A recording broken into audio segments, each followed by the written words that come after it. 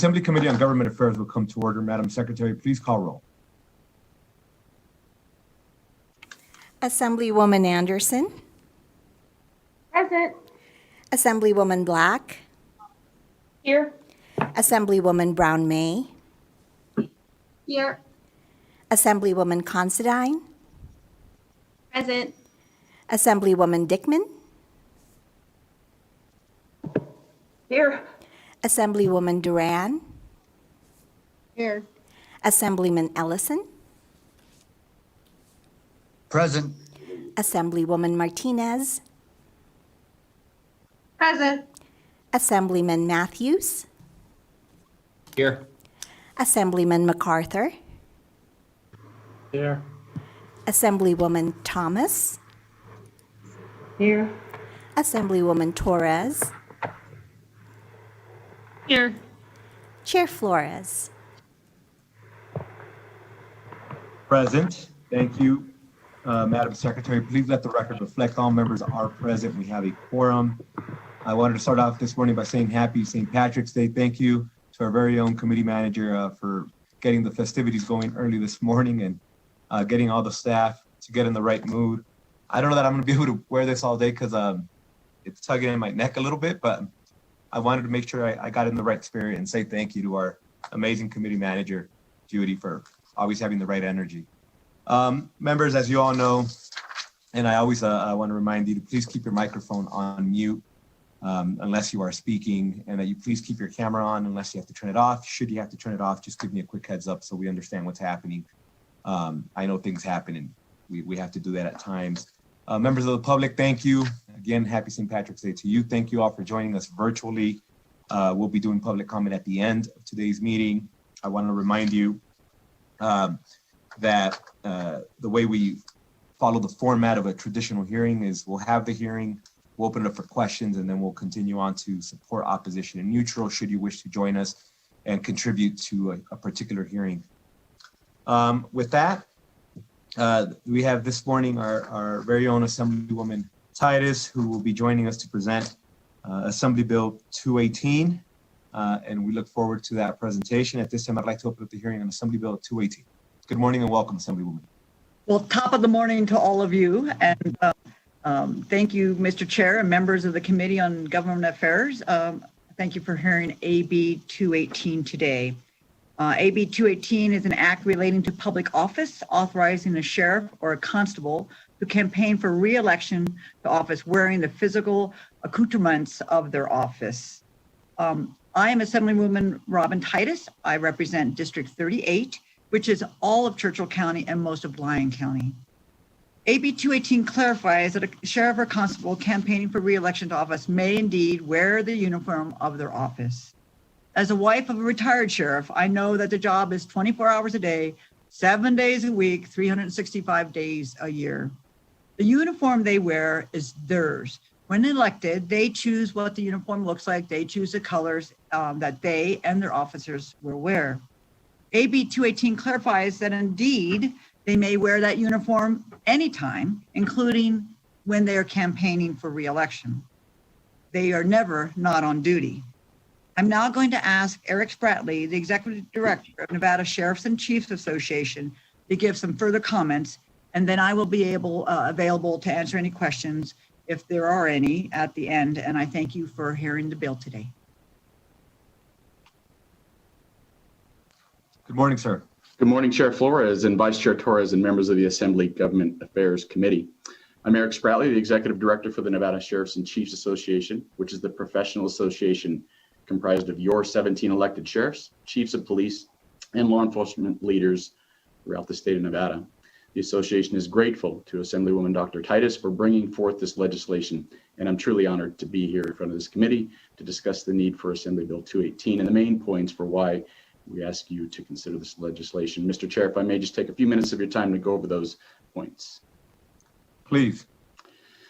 So the office of sheriff in the state of Nevada is a political nonpartisan office in which a candidate for sheriff is elected by the majority of voters in each of the 17 Nevada counties, with elections occurring every 4 years. It's the same for the office of the county constable. The sheriff's qualifications, duties, responsibilities, and other provisions or limitations are spelled out in Chapter 248 of Nevada Revised Statutes. Constables are in Chapter 258. This bill seeks to amend these two chapters by adding language permitting a sheriff and/or constable to wear the accoutrements of the office, which is badge and gun, while campaigning. And here's why this is important. And I'll just speak to sheriffs specifically. Each Nevada sheriff is the chief law enforcement officer in the entire county, 24 hours a day, and for every day of the year that they are in office, as you heard Dr. Titus say. In that law enforcement capacity, the sheriff has, as the main outward identifiers for their position, a uniform, a badge, and a gun. Even if a sheriff is not in full agency uniform, they will almost always have their badge and gun with them, and the badge and gun are considered what's known as accoutrements of the uniform, whether or not the sheriff personally paid for and owns these items. To wear the uniform and or its accoutrements due to they wear the uniform and their accoutrements due to their statutory responsibility under NRS 248-090 to, quote, keep and preserve the peace in their respective counties. This is key. They have the unquestionable personal responsibility to respond to crisis and apprehend criminals. Now, sheriffs have the ability to appoint deputies under 248-040, and this is what you know as command structure, executive staff, supervisors, and deputies. And these folks help assist them in carrying out these statutory duties, but the responsibility rests with the elected sheriff. There are police departments in cities, but the elected sheriff retains their law enforcement authority at all times. Similar to a call for, is there a doctor in the house during a medical emergency? If there is a need for a law enforcement response at any particular moment in the sheriff's presence, the elected sheriff has the personal duty to respond and handle the issue. They need to have at least the minimum uniform accoutrements on their person to do so. For over 160 years, each Nevada sheriff has and continues to wear the official uniform and its accoutrements, badge and gun minimally, while in public and carrying out the wide variety of statutory duties, such as emergencies, traffic control, search and rescue, coroner calls, crime scenes, jail operations, calls for service, officer backup, things like that. And they also have public service opportunities, community meetings, safety meetings, media interviews, recruitment opportunities, speaking events, fish fries, bake sales, town halls, all those fun things they get to do and they like to do as well that are regularly presented to them. So what keeps sheriffs and constables accountable so they aren't behaving improperly with this perceived power and prestige of the office? The answer is Nevada revised statutes under Chapter 281 and the Federal Hatch Act of 1939. The Hatch Act applies to state and local government employees who work in the executive branch and whose principal employment is in connection with any activity financed in whole or in part by loans or grants made by the U.S. or a federal agency. Sheriff's offices fall under this authority. We get grants from the federal government. We are bound by certain things regarding the federal government. The Hatch Act was specifically addressed by the U.S. Office of Special Counsel in 2012 and 2018 regarding whether or not it was a violation of the Hatch Act for an incumbent sheriff to wear the uniform while campaigning for office. And the answer, in plain terms, was no. The Hatch Act says, its interpretation by the Office of Special Counsel says, no, it's not a violation. Some of the language that they used in that memo on that determination says, because incumbents already hold political office, we have reason that incumbents do not violate the Hatch Act by wearing a uniform or using an official title while campaigning for re-election. Thus, we have advised that a sheriff may attend campaign events while wearing his uniform and identifying himself as the sheriff, or use a photograph of himself in uniform for campaigning purposes. Similarly, a sheriff does not violate a Hatch Act by driving an agency-issued vehicle to a campaign event. And that's from the Office of Special Counsel, August 14th, 2018. Our Nevada sheriffs are well aware of the Hatch Act and the Code of Ethical Standards that are in NRS 281, and they confidently operate within those requirements. However, neither the Hatch Act nor NRS 281 apply to non-incumbents who may feel free to dress in a law enforcement uniform for the purposes of campaigning for the office of sheriff. That law, that Hatch Act, don't apply to non-incumbent people running for the office. So you would think that if someone's throwing on a uniform and campaigning for the office of sheriff, that NRS 199430, impersonating an officer, would apply. But unless that candidate tried to do something official in the uniform and injured or defrauded another person, that statute doesn't apply. So now the scales would be tipped in favor of that person, whereas the current incumbent Nevada sheriff, who rightfully wears the uniform, are being questioned for rightly wearing theirs. So over the past decade or so, there have been complaints filed against incumbent sheriffs claiming that it is improper for the sheriff to wear the official uniform or its accoutrements of it while campaigning. As you are well aware, campaigns are difficult enough to navigate, and a wide variety of things are thrown around to try and derail an opponent's momentum. I'm not familiar with it, but you are, and our sheriffs are. Campaigns are difficult. And congratulations to you for being successful in yours. To make matters worse, there's no official start date for a sheriff's campaign cycle. So in the case of complaints against an incumbent sheriff, any behavior of a sheriff in uniform or simply wearing the badge and gun at any time they are in office may be used as a basis for a complaint for a violation of NRS 281-400 regarding ethics. It should be noted here that while there have been a few, quote, campaigning in uniform complaints filed against Nevada sheriffs over the past decade, none that we are aware of have been founded as violations of law by the Nevada Ethics Commission. The commission has acknowledged that the use of uniforms and badges and campaign materials in Nevada has been employed by candidates for other law enforcement offices in Nevada. And they also state without a state of Nevada or local law governing or clarifying duties of elected incumbents regarding utilization of the accoutrements of office, the commission had to stipulate to the dismissal of these allegations over this past decade. These complaints, though none have been sustained, really do wear on the sheriff accused and the other sheriffs as well during the time the case is being handled by the commission. It has them all walking on eggshells rather than freely and confidently focusing on the job at hand and the public service duties they were elected by the people to do. I'll wrap it up with a couple of considerations. Is it reasonable to have a sheriff in uniform deny a citizen conversation simply because it might lead to or be interpreted as campaigning? Should a sheriff not hold a press conference for a critical incident in October of an election year simply because it's close to election day? Or must that sheriff hold the press conference without a uniform or a badge or a gun because someone might consider it as a campaign advantage? Certainly not. So you have the opportunity with this bill to support that elected sheriff, your elected sheriff, and elected constable, if you have one in your county, that they may continue to perform their statutory duties and daily functions without worrying whether or not their actions in uniform will be used as a basis for yet another complaint. AB 218 will make it clear that our elected officials may wear the uniform they have a right to wear to perform the duties they've been elected to perform and to do so within the guidelines of Nevada Code of Ethical Standards and the Federal Hatch Act.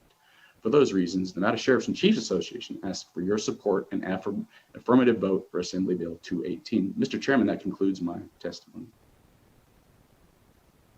And thank you again for that detailed explanation. I appreciate you going to other sections of the NRS that may have triggered some questions by folk, and you preemptively address those. So thank you for doing that. And again, thank you, Assemblywoman, for joining us this morning. At this time, we'll start off with questions. I believe we have Assemblywoman Dickman who's going to kick us off. Please. Thank you, Mr. Chair.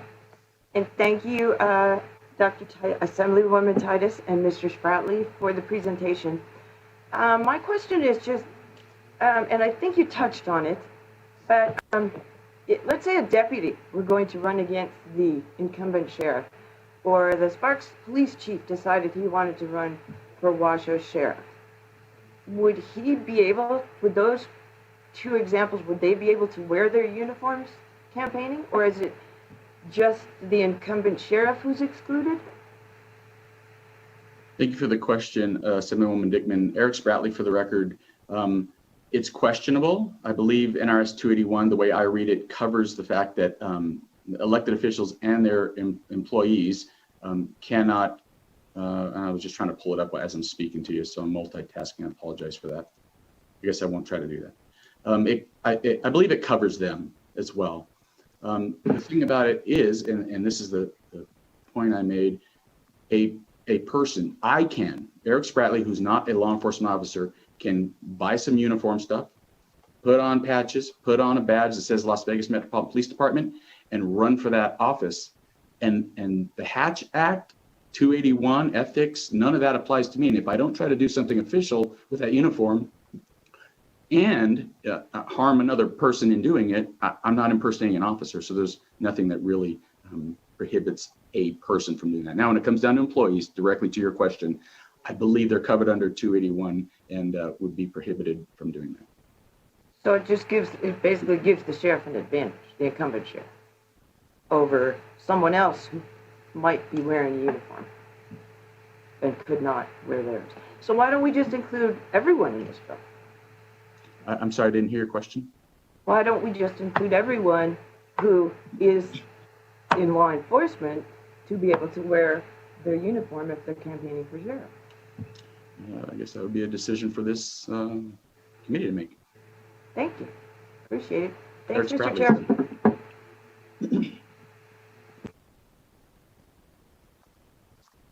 Chair. Thank you, Assemblywoman. We'll continue with questions. And members, I'm looking through the chat. Are we getting a question from Assemblywoman Brown-May? Assemblywoman Anderson. We'll start off with Assemblywoman Anderson.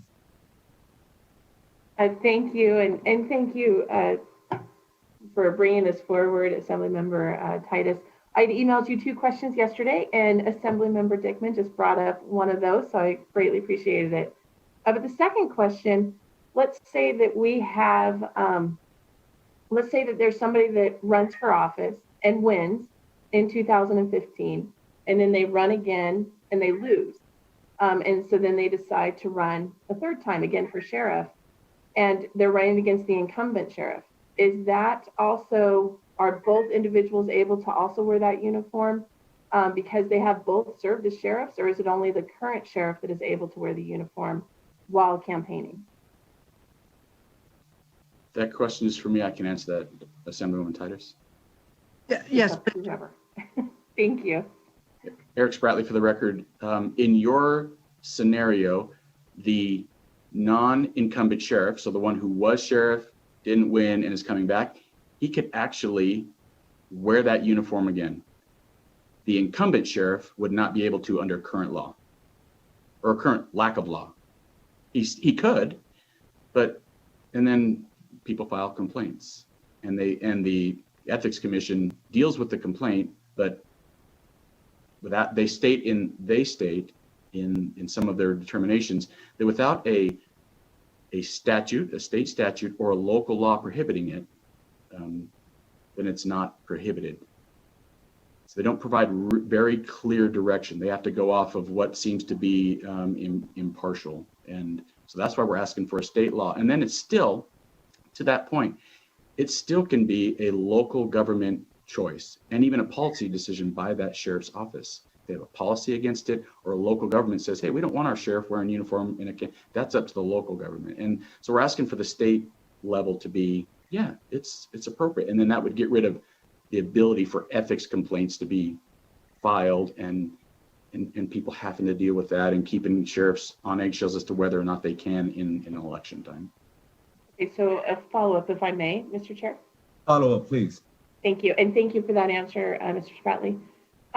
So if I'm understanding correctly, the current format is the complaint would be done at the local level. Or could you walk through how that complaint is done? Is that at the state level, or is that done at the local level? Just for clarification purposes. Yeah, Eric Spratley, for the record, I believe complaints of this nature would go directly to the Nevada Ethics Commission at the state level. And then they would utilize the state law, but then based upon your answer, then it also sounds like there's also a way to get the local involved to make that decision as well. So I guess that's where my confusion is coming from. Yes, Eric Spratley, for the record, your local county commission can pass a county ordinance handling this, whether or not a sheriff or an elected official can wear a certain uniform during campaigning. Yes, they can. And right now, the Ethics Commission, they don't see any of those at the local level, and no prohibitions in like a sheriff's office policy manual or a county policy. So they just revert back to the language in NRS 281 and try to make a decision based off of that. And we're asking for it to be clear Yes, a sheriff can wear. He's elected for 4 years, and the entire time he gets to be the sheriff and not pull back, dress down because he's got a press conference. He's out at a whatever, a traffic crash scene, and microphone comes up. Somebody thinks it's campaigning in uniform when he's just actually being the sheriff and doing his job, her job. Thank you. All right. I disagree, but thank you. Thank you, Assemblywoman. Next, we have Assemblywoman Duran. Thank you, Chair Flores. My question is that basically you can't wear campaign gear while you're near voting sites. So with him wearing his uniform to go vote, is that going to be a violation? Thank you for the question, Assemblyperson Duran. I don't know. I don't have an answer to that question. I think out of an abundance of caution, our sheriffs would be very cautious in that regard, but I don't know the answer to your question. If I might, Mr. Chair and Assemblywoman Duran, I'd like to address that. Actually, I think that this bill doesn't affect that. I think if sheriff in uniform or any police officer in uniform or anybody in uniform on their way to work can go and vote, there's no prohibition. That campaign law, and we could have our legal counsel, if they're not downrighting helping finish some of the bill drafts. I think if he wore a re-elect sheriff campaign button and those kind of things, but the uniform that somebody wears, whether it be a military, National Guard, wherever, if they're wearing that on their way to work and going to vote, I would say that is not a campaign violation, and that's not a re-election. They're not wearing their T-shirt that they wore in their parades for their re-election campaign. I think there'll be a difference, and if legal is available, we certainly could get them to give some clarification on that if they're not downright helping with this bill draft. And if they're available, we'd like just to get that clarification for the record. Thank you. Yeah, we'll have our policy analysts reach out with an inquiry, and I'm sure by the conclusion of today's hearing, we'll have a response from council. As we all know, we are responsible for having them working really late and not being available because we have so many requests. So they're out drafting, but I'm sure we'll get a response later during the hearing. And with that, we'll go to Assemblywoman Thomas now. Good morning, and thank you, Chair, for the opportunity to speak on AB 218. Assemblywoman Titus, thank you for your presentation. I just have one question for clarification. I am a retired veteran, and I think it would be great if I could show up at campaigns in my military uniform. Even though I am a veteran, I am still allowed to wear my uniform. Would that be appropriate? Nothing in the, thank you for the question, Assemblywoman Thomas, and thank you for your service also. And nothing in this bill interferes with whether you could wear your uniform or not while you're campaigning. It's your uniform. We have veterans show up in their uniforms to campaigns. There would be nothing that restricts this based on this law or the current law that we have. And that's not really what this bill's purpose is, and would not affect your ability to wear your uniform at any time. Follow-up, Chair? Thank you. Would that be an advantage that I would have over my opponent? Well, I certainly can't address whether or not who your opponent might be, if they're a veteran or not, on any one time. And again, this bill is not, if I might, Chair, to Assemblywoman Thomas, this bill isn't about giving advantages. This bill is about clarification on ethics complaint to the sheriff. And I think this was a one-page bill that we needed put in statute to say, hey, they could wear their uniform. And going back to Assemblywoman Dickman's question, whether or not the captain of the Sparks Police Force could wear their uniform campaigning, this bill doesn't prohibit, nor does it address whether they could do that. That's a company policy. And so this just is going to clear in statute, indeed, that the sheriff is able to wear their uniform. because of the uniqueness of that uniform. However, if the Sparks City Police have no problem with their captain wearing it and he's on duty 24/7, and that could be a policy. None of this bill affects that, whether or not they can be wearing their uniform in all these unique situations. Nothing prohibits it either. Thank you, Assemblywoman. Thank you, Chair. Thank you, Assemblywoman. Next, if we can go to Assemblywoman Considine. Thank you, Chairman Flores. So after I read this bill, I had so many questions sort of running through my head. And I know Assemblywoman Titus, I sent you like a bunch of those questions.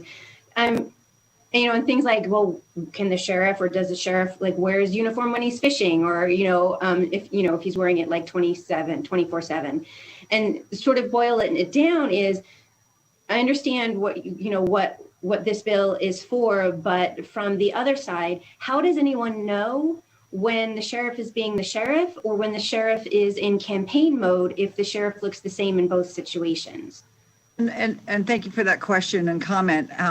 Having been married and still married to a sheriff, he had his badge and he had his gun when we went fishing, just so he never left those behind. So whether he's in a supermarket, whether he's fishing or wherever, they are the sheriff, and we could have gotten a call and have gotten calls during any situation. So there's none that you could describe whether or not he would have his badge or gun, because he did. And did he have some other stuff in the car? Yes. So again, and that's the purpose, as Eric Spratley expressed, because they could be at a car accident in October. They could be at a car accident the day of the election. They could be at any time. They would be in uniform. And that's what your question is well taken, because how do you know if you're campaigning or not? When does that X happen? When I'm in campaign mode, now I'm the sheriff mode, and it doesn't happen because they're always in the sheriff mode, and it may be in re-election year. And so that's where the gray zone is. That's why the need for this bill is there, so that, because anybody can say, hey, you're just out campaigning, and in reality they're working. So we're trying to clarify that doesn't matter when it happens, they're entitled to be wearing it. Thank you for that question. Thank you. And Chair, if I may have a follow-up. Oh, please.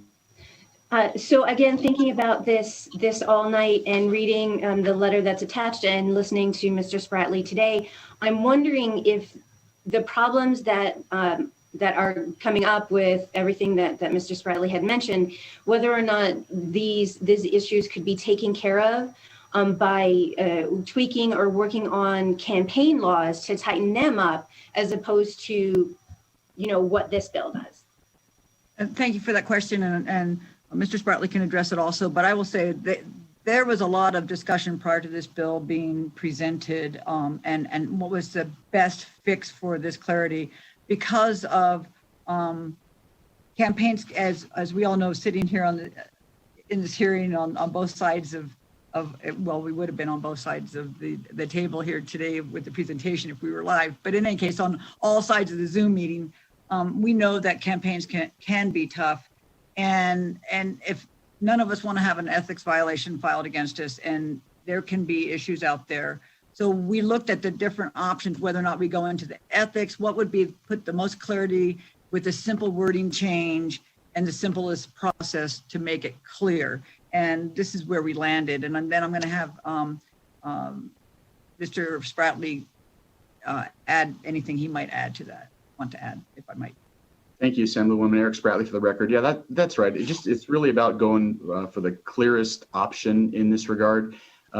Sheriffs are unique, and constables as well, in that especially the sheriffs, they have to have that uniform on, and accoutrements of the uniform is what it really comes down to. It used to be thought of that, well, if the sheriff buys his uniform and buys his badge and buys his gun, then it's his personal property. He can wear it whenever he wants. But that it's been determined that's not the case, that it's the official uniform of the sheriff's office. So it's unique in that regard. And so when you get into the campaign side of things, then it starts affecting everybody. Maybe you're in an elected official is in their official position in a tweed jacket with the leather patches on the elbows all the time, and then all of a sudden they're campaigning in that same tweed jacket, and they can get an ethics complaint filed against them. And so it's kind of a stretch, but that's like that. My little pin here is an accoutrement of my position in this organization. So it really is that the sheriffs have the duty. They've been elected to do that job 365 days a year. And certainly they don't sleep in their uniform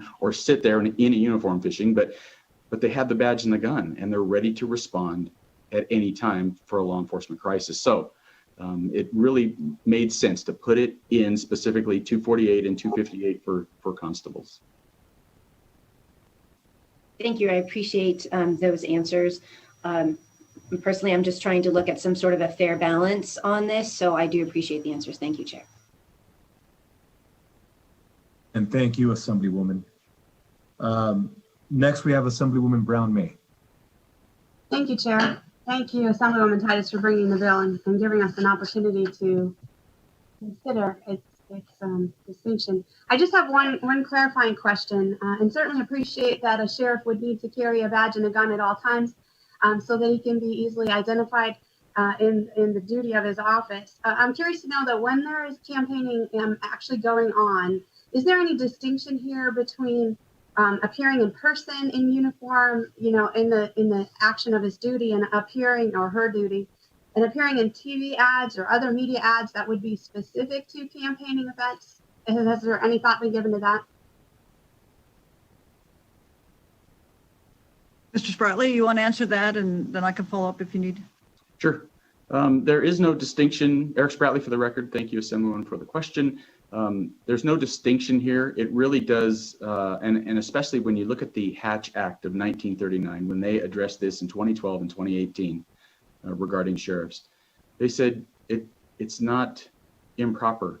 In simple terms, they said, no, it's not improper. And so go ahead and do it. And they even included the vehicle. And I'm thankful that they did, because our like I said, our rural sheriffs, Nye County, Sheriff Warley, she will be out driving and come across a traffic crash or hear of an officer needing assistance. So she's driving a marked patrol vehicle and will show up on scene. And so the person on scene knows that she's she's actually, I guess they would probably consider a deputy of the department. They wouldn't know it's the actual sheriff. But it really is,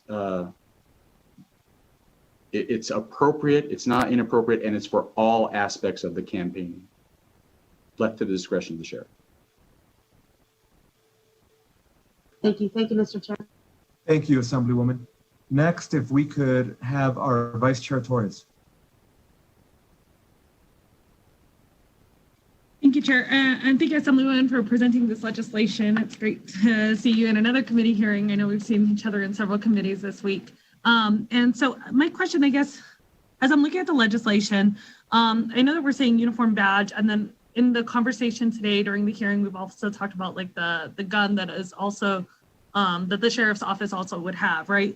Or the constable's office. And I don't see that specified here in the legislation. I think that the disagreement here with the committee is specifically with the uniform, not with the other two items, right? Like I can understand that an officer would have the badge on their person at all times, right? But I'm just thinking of like even our state offices, right? A state employee couldn't wear their state that badge to go and go attend a campaign event. So I'm really just having concerns, I guess, about the specific part of the uniform. And then also, I think part of our conversation has done with the arms, and that's not included in this legislation. And I'm just wondering if there was the intent to add that on. You're talking about what, thank you for the question, Vice Chair. Hopefully I can clarify that. Are you speaking towards them carrying a firearm at all times?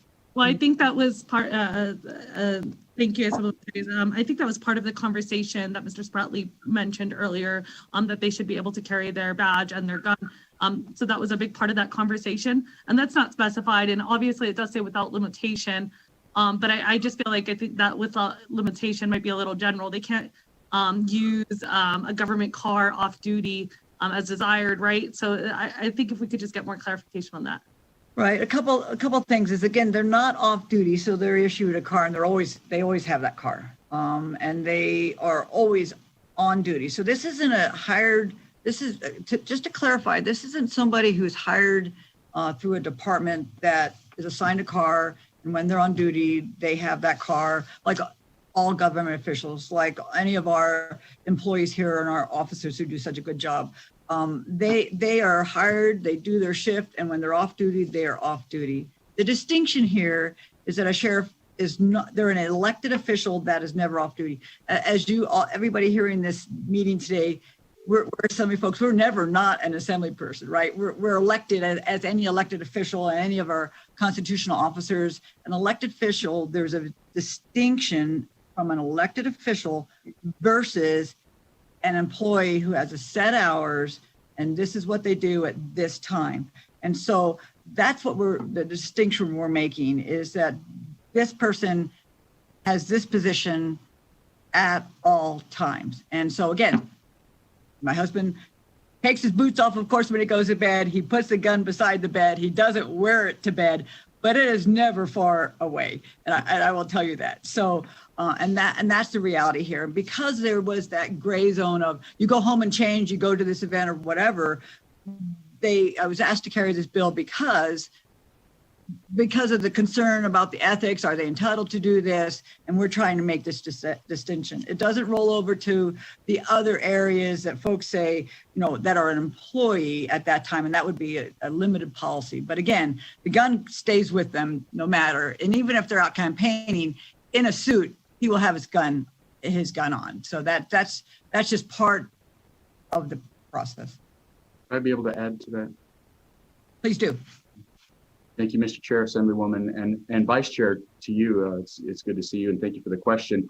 Just to add to that, the accoutrements of the office, even if they're in a suit like this, they're still wearing them. And if it becomes visible at any time, that could be in, they go to sit down, they unbutton the jacket, and then the badge is visible. So the accoutrements of the office is important. But then again, you come down to an elected sheriff who has a specific uniform that they wear the majority of the time, and they just want to be able to, without question, without complaint, be able to wear that uniform to do their normal duties. And if something turns into what could be perceived as campaigning, they're answering media questions, and it looks like somebody says, no, they're campaigning. It just gets rid of that gray area. And as far as the Hatch Act goes, I'm gonna go back to that. The Hatch Act says it doesn't apply to like a sheriff in uniform going door to door campaign. It doesn't apply to that.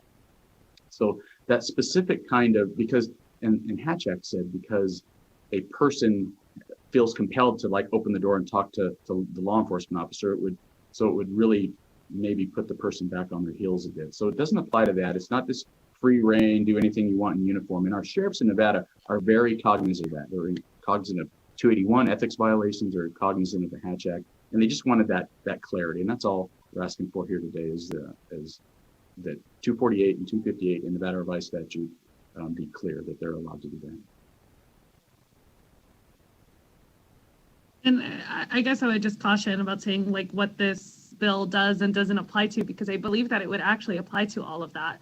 So if that was the discussion, like I think that there maybe need to be more clarification on what type of campaigning this could apply to. Is it just photos on literature, or is this more general than that, right? Is it that door-to-door campaigning? Because when I look at the term campaign for re-election, I think that, those are very much essential parts of it. I don't need a response. I just urge the sponsor essentially to consider maybe putting more clarifying language into that. Thank you for that. Next, we'll go to Assemblywoman Martinez. Thank you, Chair. So the question that I have, since we're talking about clarity, so with them campaigning with their uniforms on, would that mean that the taxpayers are paying for them to, are they footing the bill for them to be campaigning? So just a clarity here, whether they're campaigning or not, they're salaried. So what they do is what they do. So it doesn't change any of that behavior. And so I think there needs to be some, I guess I'm sensing some pushback on folks thinking that it's giving undue abilities. And I think we can get some clarity both on your question, Assemblywoman Martinez, and Vice Chair's point about do they go to door on knocking on doors, campaigning. That would be inappropriate, and that's not the intent of this bill. And so I think we can certainly get you clarity, because your questions that folks have raised are well-intentioned, and I do appreciate them. And those are points that if you have those questions, what does a citizen have? So I appreciate you bringing that up, and whether or not the taxpayers are paying for them to go door to door, whether they're wearing their uniform or not when they're campaigning. They're campaigning at times when they're the elected official, absolutely, whether they have that uniform on or not, because they're working 24 hours a day and they're salaried. So this bill doesn't affect whether they're going to go door to door and campaign when they're a salaried employee. So just to be clear on that, to answer your question directly. And then back to the vice chair's question, I think those are great questions, great points, and we can certainly get some more clarity for you. Thank you very much.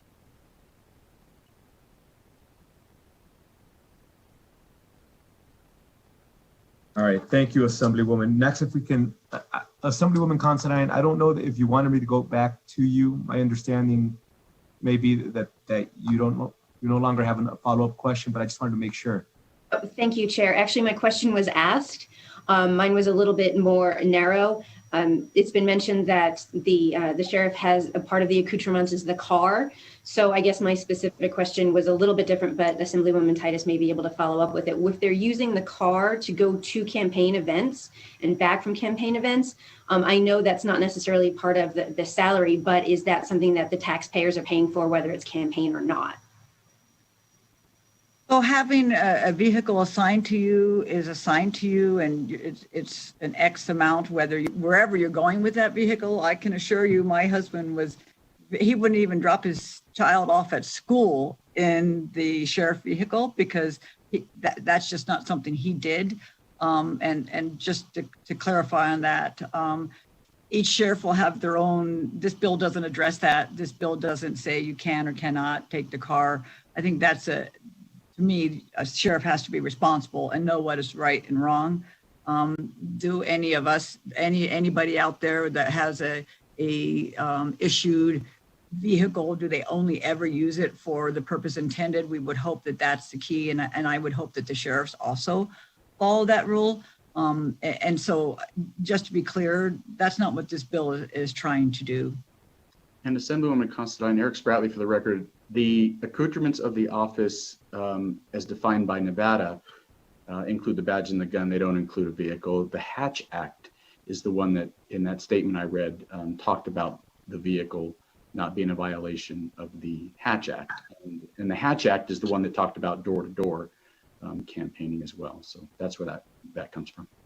Thank you. I really appreciate those answers. But to me, this goes back to the distinctions and how gray they are, and how I think we could probably go on for hours coming up with situations where we're unknown whether or not they would be sheriff as sheriff or sheriff as a campaigner. So I appreciate those answers. I just feel like the distinctions as we go on are getting harder and harder. Thank you.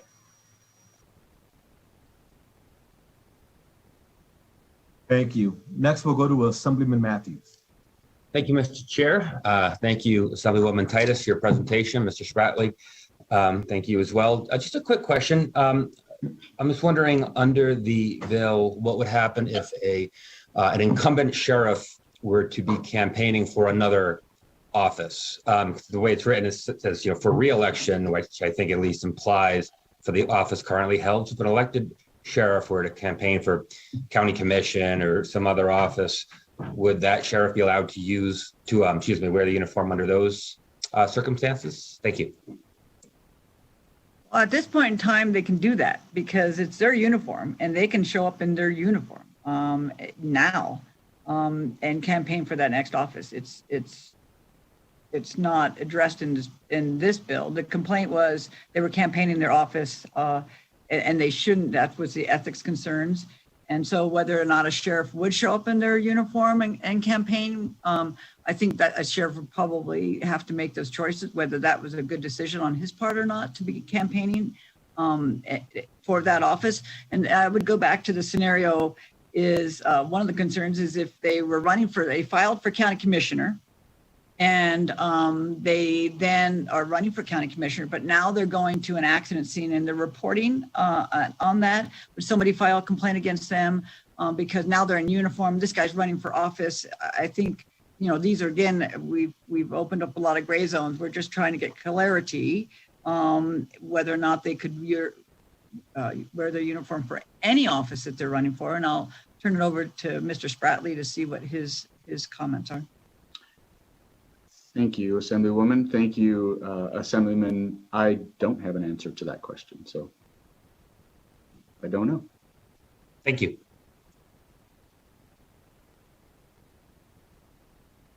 Thank you both. And I know maybe we could get some clarification in a little bit on that particular question. Next, if we can go to Assemblyman Ellison. Thank you, Mr. Chairman. And, you know, as a rural person, you know, a lot of these sheriffs, they might get called in to speak and talk about campaigns and stuff like this, and they're still on duty. So they would still go in their full uniform, and or if there's any event, they're there as a sworn officer, but they still might be campaigning. So I support this bill. I think it's a good bill. And mostly with some of the people in like Ely, Eureka, Elko, all these other small counties. And so I strongly support the bill. And I just wanted to let you know too, I'm trying to follow 2 meetings and it was ignoring everything. I'm just trying to do both at one time. But I want to get on the record that this is a good bill. And I couldn't believe that we had to go to this point to put a bill in for something that's common sense. So I thank you, Mr. Chairman. Thank you, Assemblyman. If we can go back to Assemblywoman Dickman. Thank you, Mr. Chair. Appreciate the second chance.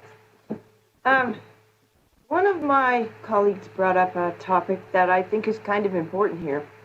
Can't remember who it was, but the fact that they would be able to, under this bill, use their uniform in, say, TV ads and campaign materials kind of seems to me it will give them an unfair advantage. Well, what if we clarified that a little bit? Since the point of this bill seems to be to make it easier for sheriffs not to have ethics complaints filed when they're performing their duties. Is that a question, Assemblywoman Dickman? Yeah, would you consider that? I mean, being more specific on what this allows. I want to support this bill. Right. No, I had a sheriff who took a picture with me. He was on duty, and we used it on a campaign piece and found out after we had 5,000, this was years ago, we had 5,000 of them printed and had to destroy them. So, because no one was sure if it would be an issue. Right. No, I appreciate the question and the observation, and certainly we'll try to be thoughtful on where we need to fix this and your concerns on when they can and cannot. It is all gray zones. I appreciate everyone's questions and everyone's comments because I think that they were all thoughtful. I appreciate everybody on the committee because each of you had a unique question and observation, and that's why we have these hearings. We have hearings to vet these things before they go forward, and if we can kind of get you on board the need for this and clarify what this does address and what it doesn't. All of them were great questions and thoughts and obviously needed to be asked. And I can guarantee we'll try to work on that. But I hear your question. I don't have an answer for that. Assemblywoman Dickman, I think we can certainly follow through with that and see if we can kind of clarify some of this for you. Mr. Spratley, do you have a comment perhaps for Assemblywoman Dickman? That would be great, because I really want to support this bill, but I do see some issues with it. So thank you.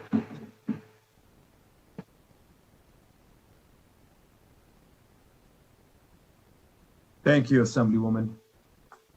At this time, I don't believe we have any additional questions. Members, I do appreciate everybody's participation this morning and engaging this bill. At this time, I'd like to move on and invite those wishing to testify in support of Assembly Bill 218. If we could go to the phones, broadcast, please. To testify in support of Assembly Bill 218, please press star 9 now to take your place in the queue.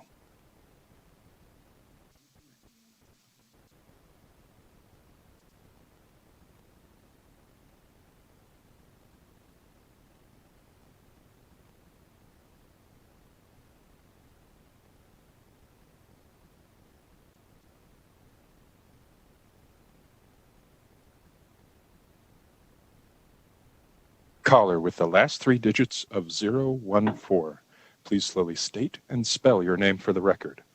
You will have 2 minutes and may begin. Good morning. My name is Christopher Reese, last name spelled Robert Ida Easy Sam, on behalf of the Las Vegas Metropolitan Police Department. I would like to echo Director Spradley's testimony to allow elected sheriffs to campaign in uniform, and we are in support of AB 218. Sheriffs have been duly elected and in turn have earned that title, as well as the ability to wear their uniform, which identifies them as such.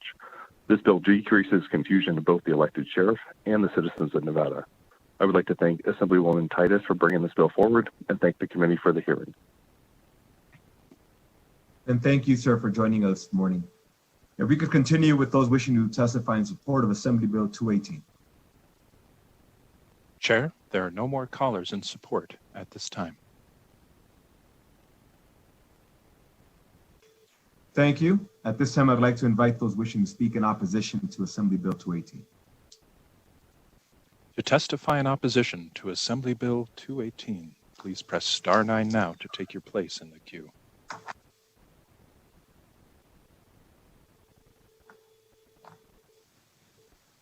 Caller with the last 3 digits of 213, please slowly state and spell your name for the record. You will have 2 minutes and may begin. Anne Marie Grant, ANNEMARIE GRANT. I'm opposed to this bill. It is important to me who becomes the elected sheriff, given my brother was killed at a jail run by a sheriff in Nevada. There needs to be that separation between the politician and the position, which is the highest ranking law enforcement officer in the county. Many hypotheticals have been presented. I'm curious the actual yearly number of ethics complaints regarding this issue. This bill does not strengthen transparency and accountability. How many times has a former law enforcement officer running for office worn their uniform? I know that Alan Fox, he was running for sheriff in 2018 in Washoe County, and he did not wear his uniform. He was former Reno PD. Also, Adam Hopkins ran in 2018 for sheriff. He was a former Washoe County sergeant or maybe even higher ranking. He did not campaign in uniform. As a previously uninformed voter, and I admit it, I was, that is something that would sway me. Seeing somebody in their uniform would, being an uninformed voter, I'm not anymore, but I was, would be something that would sway me to vote for them, and I don't think it's right. Please don't support this bill. Please support bills that strengthen transparency and accountability from law enforcement. Thank you. Thank you for joining us this morning, ma'am. If we could continue with those wishing to speak in opposition to Assembly Bill 218. Chair, there are no more callers in opposition at this time. Thank you. At this time, we'll invite those wishing to speak in the neutral position to Assembly Bill 218. To testify in neutral on Assembly Bill 218, please press star 9 now to take your place in the queue.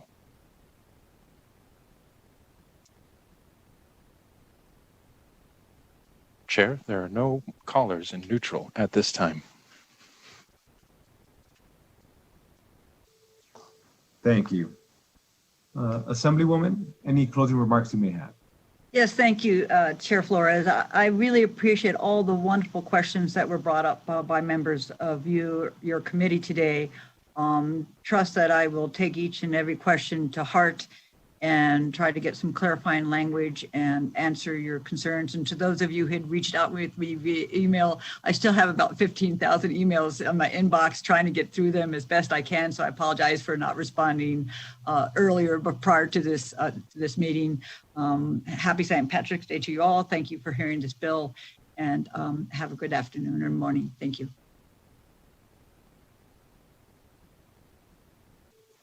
And again, thank you, Assemblywoman. I'm sure the members will continue to reach out with questions and work with you on this bill. At this time, we'll close out the hearing on Assembly Bill 218. Thank you again, Mr. Spratly, for joining us this morning and all the work that you all do to help our Nevada citizens. At this time, I'd like to invite those wishing to speak in public comment. I want to remind those of you who will be joining us in public comment that this is not a time to reopen a hearing and or debate a hearing. This is an opportunity for you to speak about general matters that pertain and fall within the purview of this committee.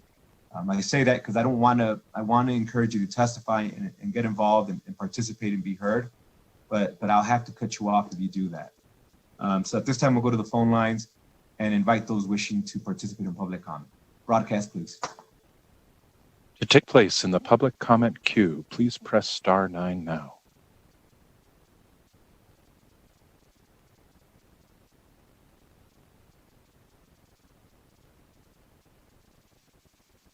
Caller with the last 3 digits of 213, please slowly state and spell your name for the record. You will have 2 minutes and may begin. Anne Marie Grant, ANNEMARIE GRANT. My brother Thomas Purdy was 38 years old when he was hogtied by Reno police and asphyxiated to death by 4 deputies at Washoe County Jail. Those officers' names were Christopher Good, David Tallman, Jorge Aparicio, and Officer Maxwell, Brandon Glenn, Timothy Sanger, and Paul Hubble. It's the little things I miss the most about my brother: a hug, a phone call, the way he was so protective of my son, and would always say nobody is bothering him and make sure that my son was doing right. And there is not a single day. I miss hearing him say, "I love you, Anne," at the end of our conversations. My brother was a father of 2 children who were 10 and 8 years old when he was killed by Reno police on October 8th, 2015. I have to bear witness to the profound and detrimental effects it has had on their lives. Myself, I haven't slept over 3 hours a night since 10/4/2015. Can you try to imagine being a child and having to process your parent being asphyxiated to death by those who we have taught are there to protect us? Kenny Stafford was also a father of 3 when he was killed by Sparks police. Nico Smith was a father when he was asphyxiated to death by Washoe County Sheriff's Office. Johnny Bonta was a father when he was shot and killed by Sparks police. Kyle Zimberman was a father of 3 when he was killed by multiple law enforcement agencies in Nevada. Nick Farah was a father when he was asphyxiated to death at Clark County Detention Center.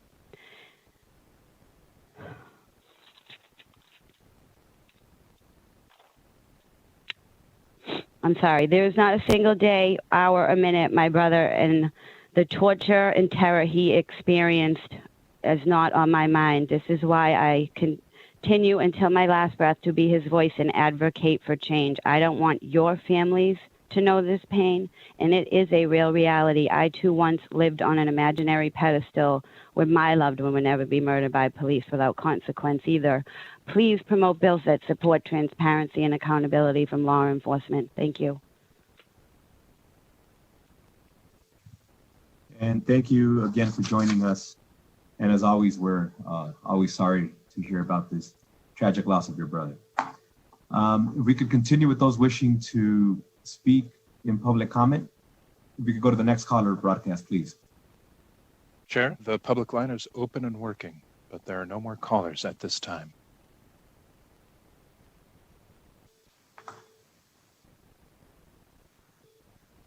Thank you. Members, as you know, tomorrow we will be having a hearing on Assembly Bill 253 that will be presented by our very own Assemblywoman Considine. Please give yourself an opportunity to review that bill and reach out preemptively if there's anything you'd like to get clarified. With that, I appreciate all the questions today and the attentiveness of all the members. Happy St. Patrick's Day again. I hope we can have some good spirit in the building, although we'll have to do it socially distanced. Again, thank you all, and this meeting's adjourned. Thank you. Love Mr.